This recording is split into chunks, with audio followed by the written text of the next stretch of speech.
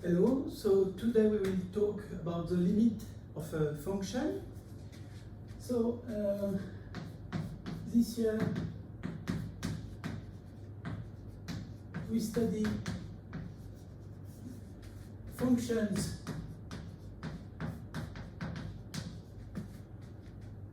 in one variable and also real value. So the notation we will use is usually something like that: F column, then we will have some set A to B. So A and B will be some subset of the real number. This is the set of real numbers, and to some x we will associate some value f of x, which is in B. Okay, so in particular in A. So the data of a function is always the data of the set A to B and an element x mapped to f of x. So that will be our notation. And in particular today, I'm interested to define the notion of a limit. Okay. So let me give you a first definition for the limit. Definition 1.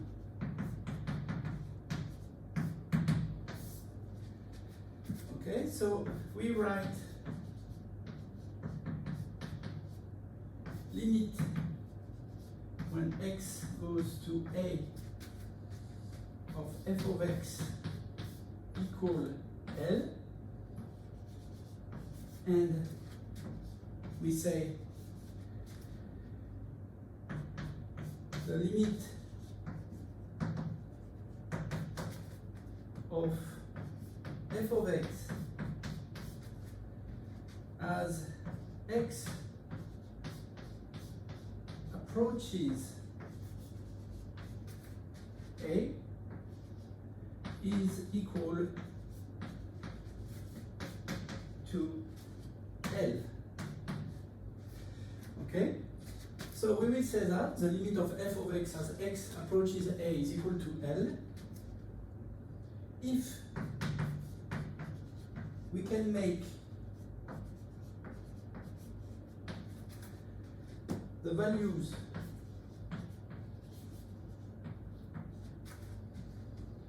of f of x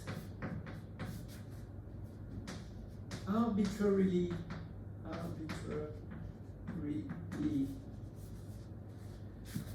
close to L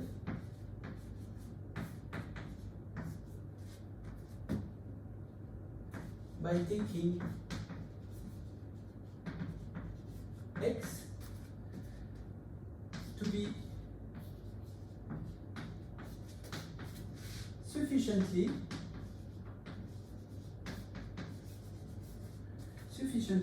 close to A. So, because we are in one variable, what does it mean to be close to A? It will mean to be close on either side. So coming from the left or coming from the right of the value A, on either side of A. But not equal to A.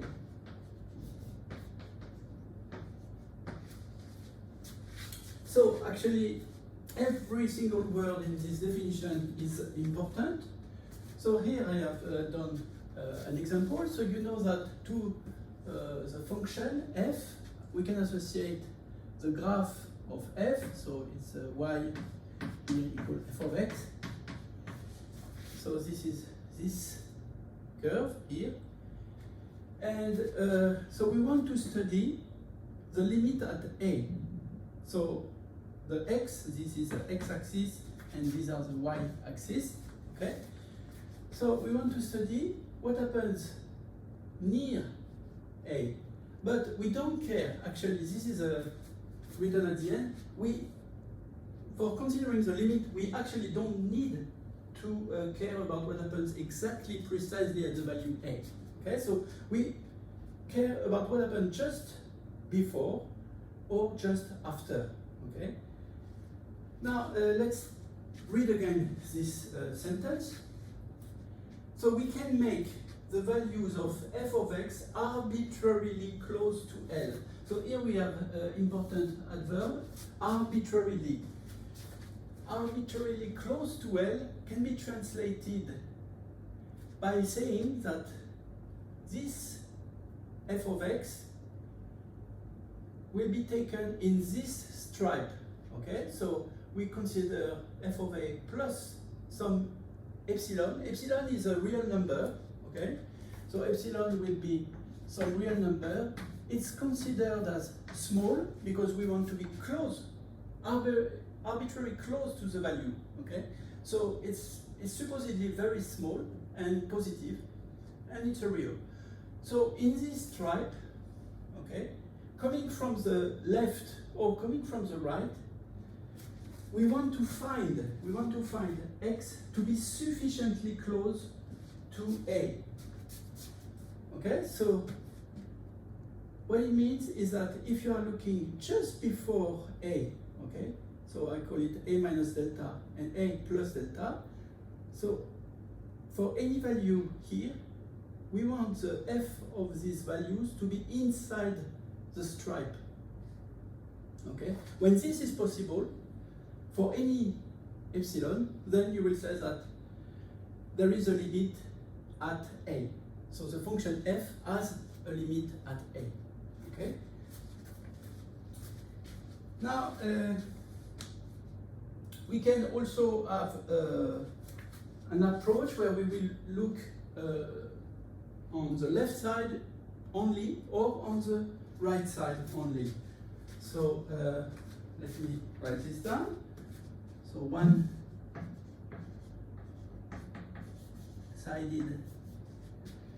limits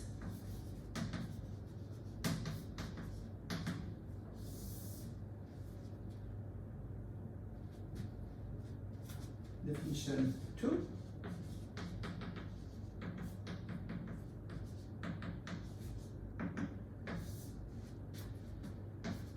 We write, okay, so we are going to consider two cases.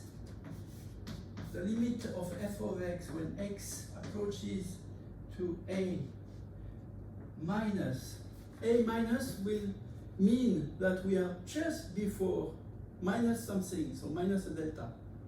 Okay, we are looking what happened just before. And this will be equal to some limit L, or we can consider what happened just after. So we will consider the limit when x goes to A plus. So just after A plus something, and we will say that the limit is equal to L, and we will say, okay, so here we will say basically something very similar.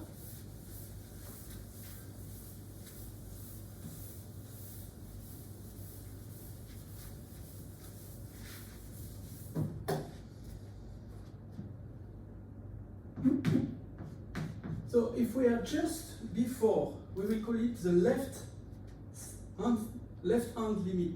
So the left hand limit of, okay, and when we are just after, we will call it naturally the right hand limit of f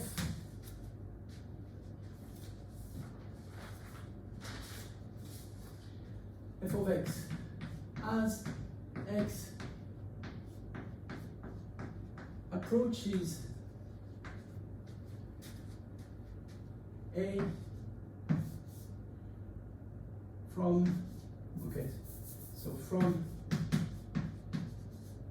so if you are just before you are looking at the left, on the left, and otherwise you are from the right. And you will say,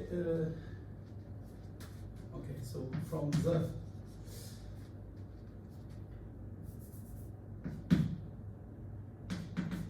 and we will say this if we can make the values of f of x arbitrarily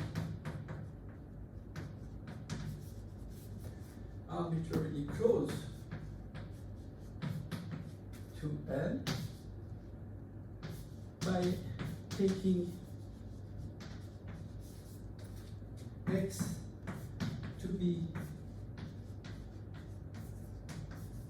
sufficiently close to A, and so in the first case you will be less than A, and in the second case from the right you will be greater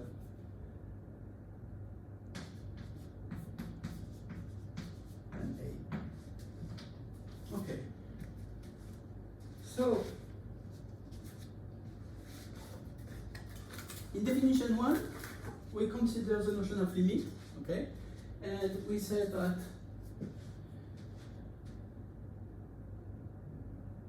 the limit of f of x when x approaches to A. So we assume that we are coming from the left and from the right. In both situations, then we ask that f of x, we can make the value of f of x arbitrarily close to L by taking x sufficiently close to A, okay?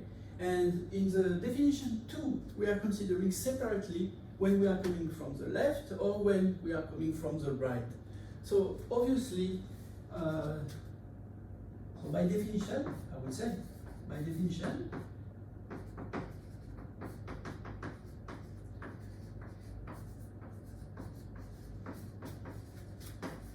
we have the following. So which is a theorem. Well, if we want to consider the limit of f of x when x approaches to A, this will be equal to some L, some value L, which is a real number, if and only if, obviously, we have simultaneously considered the situation. So the left hand limit, left hand, which means A minus. So they should be both equal to L. And to the right, so A plus. So this means if and only if, okay? So both statements are equivalent.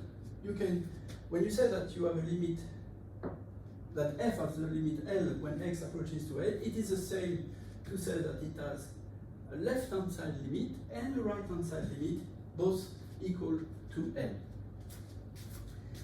Okay. Now, as you can see, definition 1 or 2 is not very precise in the sense that we are saying arbitrarily close or sufficiently close to.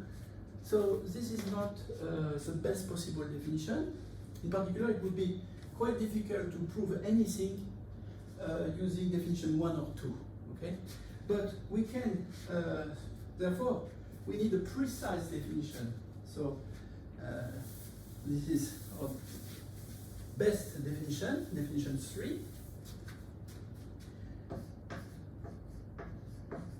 Precise definition of a limit. Okay, and this will be or definition 3.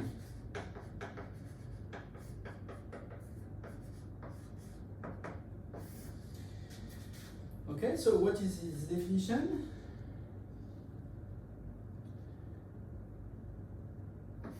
Let f, so we have a function defined on some subspace of R from A to B, and which associate to X some f of X, sorry. Okay, and we consider some A which belong to the set A.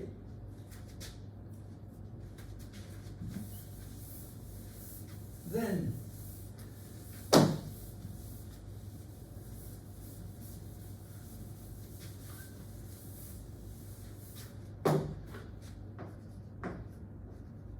we write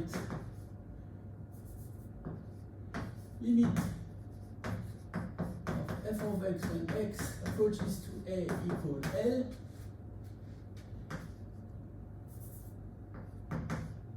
if and only if. Okay, so I will usually use this symbol to mean if and only if. Okay, so for any epsilon there exists delta such that if x minus A in absolute value is less than delta, then so it implies that absolute value of f of x minus L is less than epsilon. Okay, so this is the mathematical sentence for the notion of limit. Okay, so here in this, remember, this sign will mean for any. Okay, and this sign means there exists. There exists. So if you try to compare to definition 1, so what was definition 1? It was the following. First, it was said that the limit of f when x approaches to A is equal to L if we can make the values of f of x arbitrarily close to L. Arbitrarily means that you can pick any number. Okay? So this is why you start by the epsilon, the for any. Okay? Now, arbitrarily close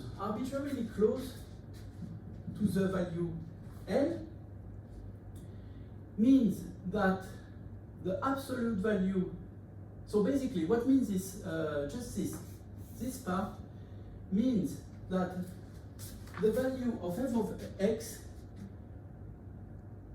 this is f of A, so f of A, this is, this is L actually, yeah, here this is L. Now, if you are in the stripes f of A minus epsilon and f of A plus epsilon, so if you are in this stripe, you are arbitrarily close to the value f of A equal L. Okay? So, to be in this interval is, let me repeat, to say that the absolute value of f of x minus L is less than epsilon is exactly the same as saying that the value of f of x is in this stripe. Okay? And arbitrarily means that you can really take any small, very small stripe around the value L. Now, similarly, this inequality means that we are in another stripe A minus delta, A plus delta. But if you remember definition 1, it was said by taking x to be sufficiently close to A. Sufficiently close. So it's enough to find one. Okay? It will be sufficient. It's enough. Arbitrarily, I can pick any. Sufficiently close, just if there exists one, then I'm okay. Okay? So if we are in this stripe, then we can find some delta, and all values along this stripe here will be inside the horizontal stripe. So when this happens, you will say that the function has a limit. Okay. Yeah, so for example, example.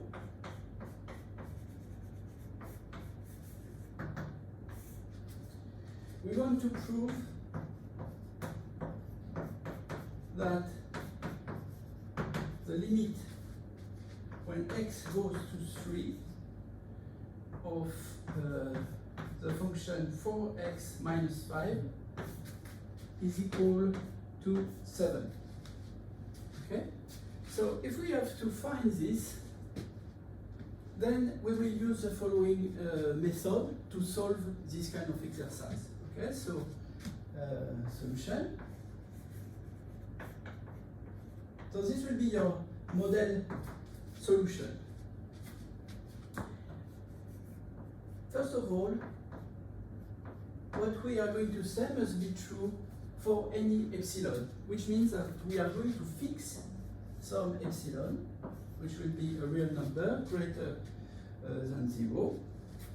And the question that we need to solve is we need to find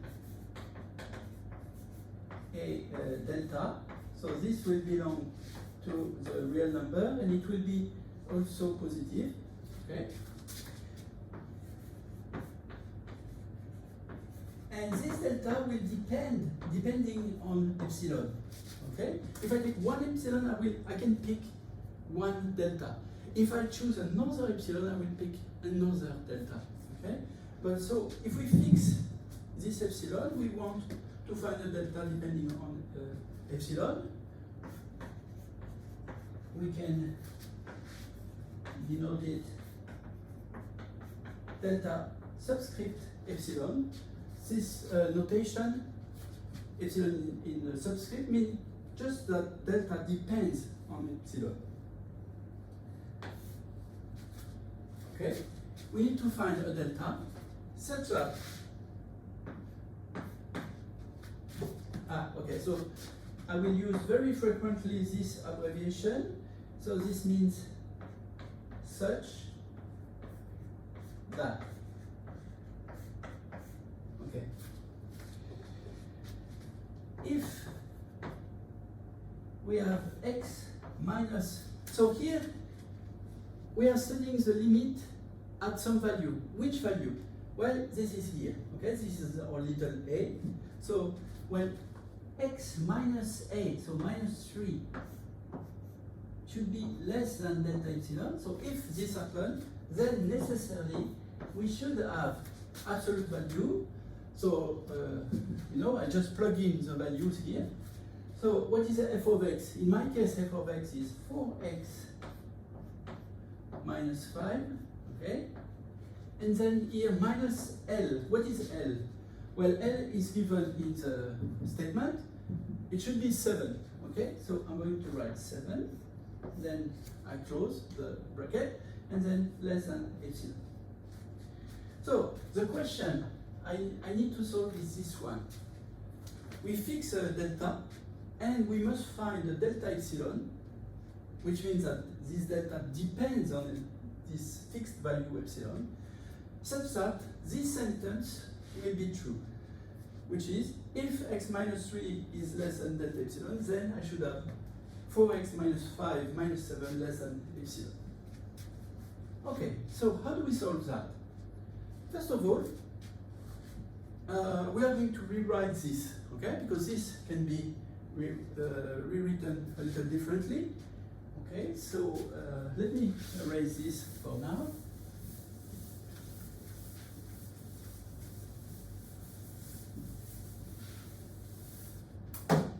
So, I repeat the sentence that we are supposed to prove.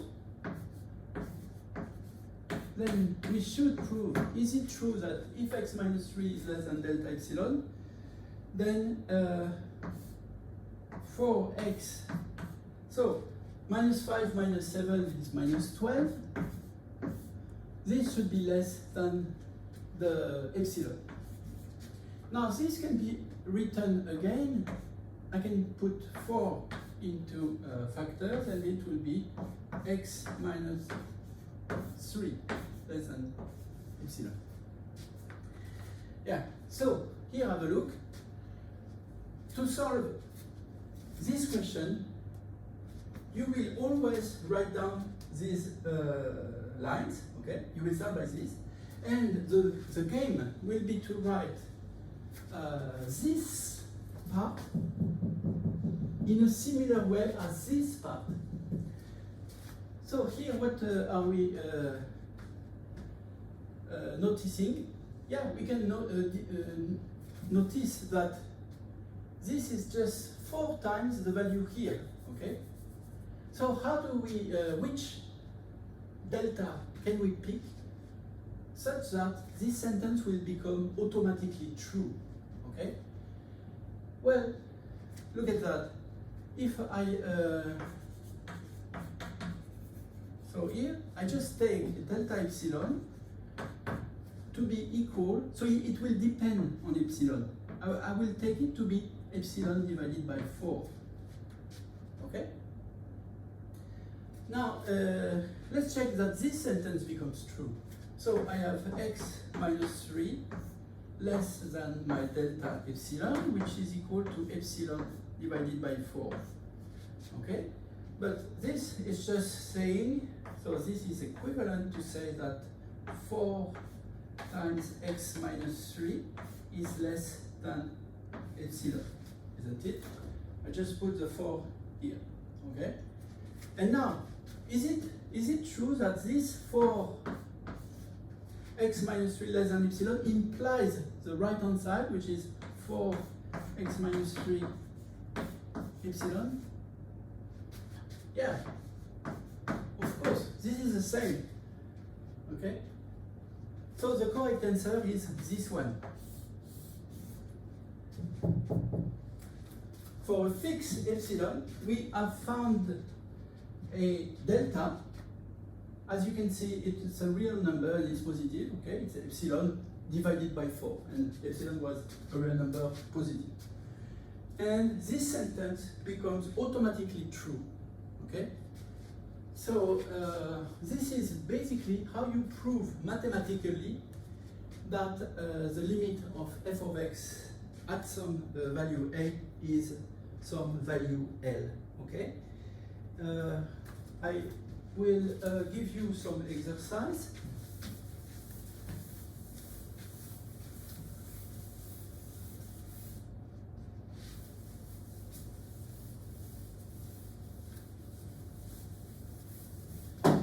Okay, so exercise.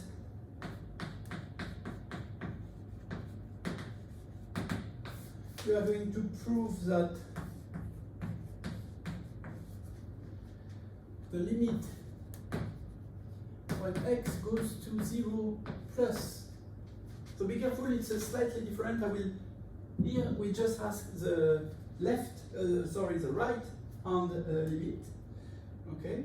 And you are going to prove that this function, square root of x, admits for limit on the right hand limit 0. Okay. So this is an exercise. Now, basically, it's pretty hard to calculate limit using the so-called epsilon delta definition. So epsilon delta definition is definition 3, okay, which is the most precise. But to prove by epsilon delta any limits takes a long time, and therefore we will use so-called limit laws. So this is new section, limit laws. prove limit laws that allow us to calculate limits without having to prove by epsilon delta method all the time. So here, C is a constant. Okay, so this is an element of R. And we will consider f of x and g of x. This will be two functions, okay, from A to B, and we assume that they have a limit. We a limit when x approaches to some value a. Okay. Now, what are the limit laws? First of all, we have the following law: the limit when x goes to a of f of x plus or minus g of x. Okay, so if we want to calculate the limit of a sum of function admitting limits, then it's very simple. It will be the sum or the subtraction of the two limits. So namely, it will be the limit of f when x approaches to a plus or minus, if you consider one of the cases, g of x when x approaches to a. Okay. But be careful, we assume that both functions have a limit. Remember that the limits exist if you have a left-hand limit and a right-hand limit. We will see later that some functions do not admit limits at some point, at some value a. Okay, so you can have a limit, or maybe sometimes you don't have. That's why we need this assumption. The second law is that the limit of c times f of x when x goes to a is equal to c times the limit when x goes to a of f of x. Okay, so basically, if f of x admits a limit and you multiply by constant, then you can pull out outside the limit sign. You can put it outside, and you can say that it will be c times the limit. Rule 3. Rule 3 is multiplication. So here we want to calculate the limit when x goes to a of the product f of x times g of x. Well, here again, this will behave very nicely. The limit of the product will be the product of the limits. So it will be the product of this limit times this limit.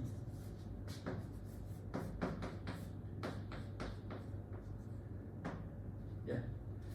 So here we don't have problem.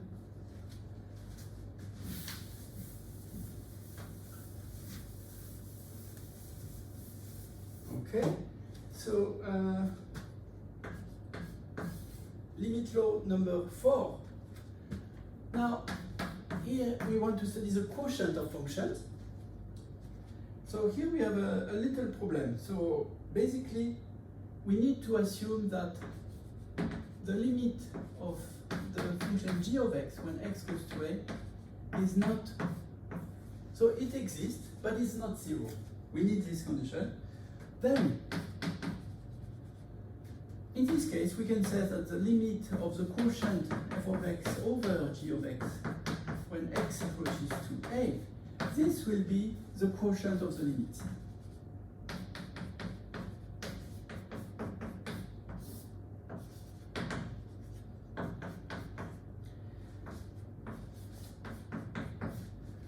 Now you can see why you need this condition here. It's because of this right side of this equation here. So here you have on the denominator You don't want 0 here, because you don't never want to divide by 0, okay? So that's why you need this condition here. So it's not true all the time, but when this is non-zero, this works. You can apply the law. Okay, now we have power. So what happens if we take the power function of a function, so f of x to some power n, and here we want to study the limit when x goes to a. So this will actually be equal to the limit of f of x when x goes to a to the power n. Okay, so here no condition, this is always true.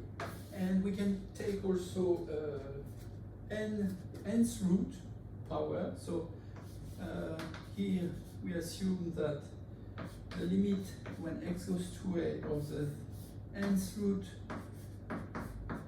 of f of x, then this will be equivalent to take the nth root of the limit when x goes to a of f of x. But here we assume that n is positive, and if n is even, so to take even roots, you need, for example, a square root, okay, square root, so it will be n equal 2. Then you need what is inside the square root to be positive, right? So this is true for square root, but this is true for a fourth root, etc., for even roots. So if fn is even, we assume further that the function f of x is positive, right? Should be positive. Okay, do we have more? Yeah, I will. That's all for the limit laws. Okay, so we have these 6 limit laws, and basically, if you know that 2 functions have a limit, and you use one of these 6 laws, you can apply these 6 laws without using the epsilon delta definition, which is in general quite long to prove. Okay, so please use freely these limit laws from now on. I would like next to talk about something called the direct substitution property that will also help you to calculate limits. So it's another section. This means this little symbol will mean that I'm changing sections. So I call it direct substitution. Direct substitution property.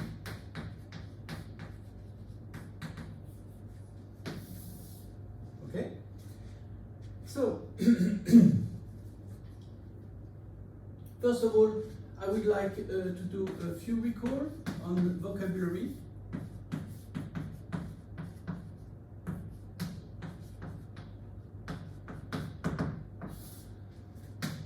Now, first one is polynomial.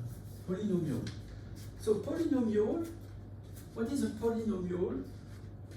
Well, a polynomial is something that you can write. So remember, our function is always in the variable x, okay? So a polynomial will be something like that. A sum like this, a(n minus 1 x to the power n minus 1 plus. So you decrease, and then at the end you have just some constant a0. So here you assume that the ai are real numbers, okay, real numbers. And in general, okay, so you will take the an to be non-zero. And if when this happens, you say that n is called the degree of polynomial.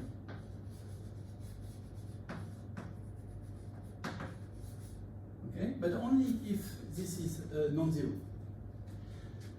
Now, each time you write a function like this, then you can call it a polynomial. Okay, so basically, we can consider this as a function from actually R to R. Okay, this will be called a polynomial. Okay, now or polynomial function.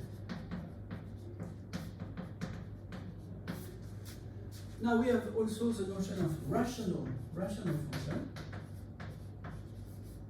Rational function. So what is a rational function? A rational function will be a quotient like this.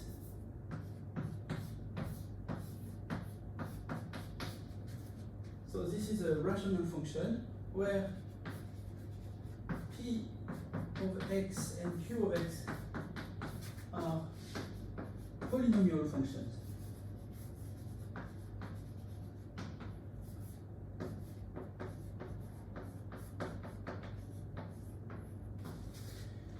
Yes. Okay, I think, well, you remember the so-called trigonometric functions? Trigonometric functions.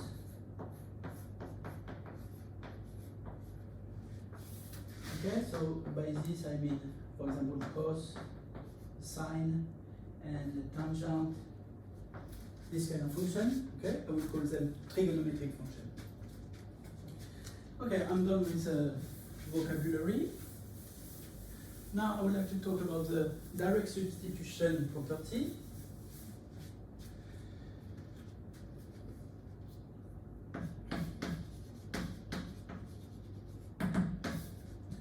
Theorem. So if f of x is a polynomial rational or trigonometric function, then and A is, yeah, sorry, so that's fine. Yeah, this is fine.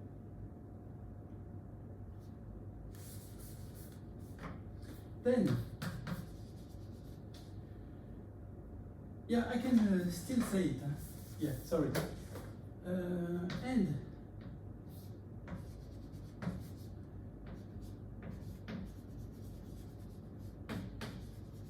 so remember that f from A to B, and that is defined from A to B, and that the value small a is an element of A. Okay. Then what happens is the following. We can say that the limit when x approaches to A of f of x will be equal to just the direct substitution of the value x equal A to f. Okay, so to f of x. Now let me take some example.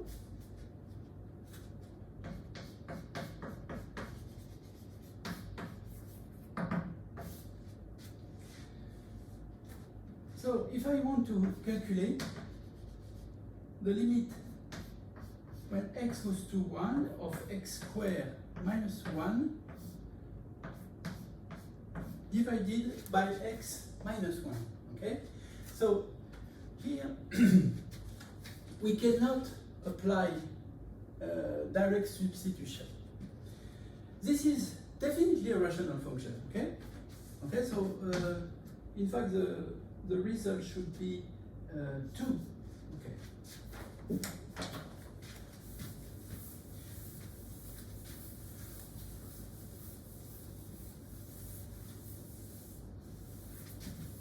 Okay, so this is very interesting example. As you can see, so solution.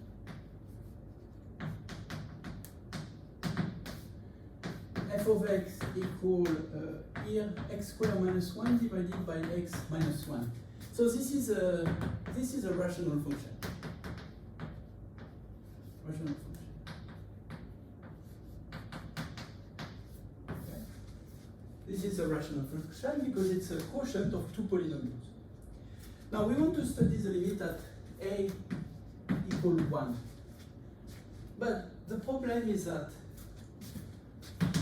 when x equal 1, then f of x is not well defined. Okay? It's not well defined because we cannot divide by something which is 0. Okay?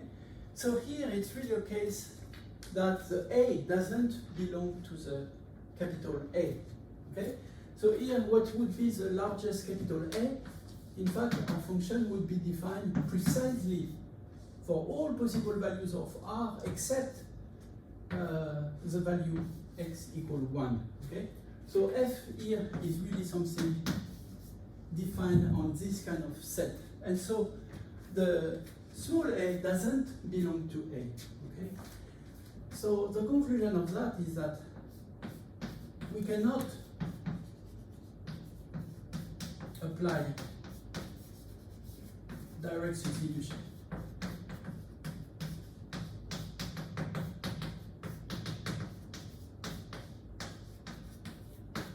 Okay? We cannot. What we can do is to find another function which will be equal to the function f of x near the value. Okay? So how do we do that? Well, we just observe that f of x, okay, can be written as x minus 1 times x plus 1 divided by x minus 1, isn't it? This is always true, okay? This means that if x is not 1, then it's totally okay to simplify by x minus 1 because it will be something which is not equal to 0.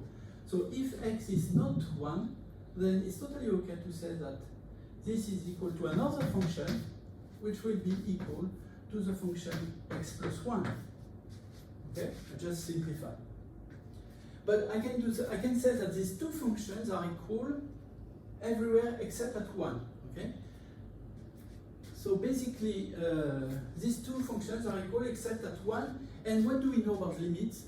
We know that to know about limits, you don't need to know what happens precisely at the value 1. You just need to know what happened a little before and what happened a little after. Okay? But a little before and a little after, this function f of x is exactly the same as the limit g of x. So basically, what I'm saying now is that the limit of f of x when x goes to 1 will be really equal to the limit to the function g of x when x goes to 1. Because the two functions are basically equal except at the value 1. Okay? Now, this is very easy to calculate. What is the limit of so x plus 1 when x goes to 1? Well, here, x plus 1 is a polynomial. It's a polynomial of degree 1. And we can apply, so there is absolutely no problem, we can apply the direct substitution property here. Okay? And the direct substitution property says that without using the epsilon and the delta, we can prove immediately that this function as for limit, so you evaluate x equal 1, so you find, yeah, 1 plus 1, so 2. Okay. So this is the solution to this example. Okay? Let me give you an exercise.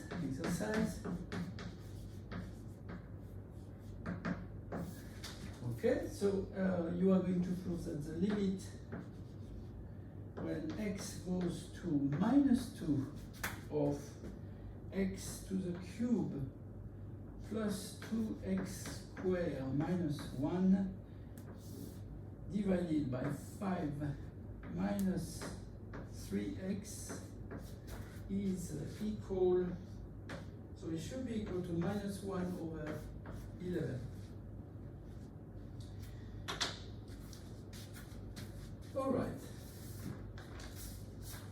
Good.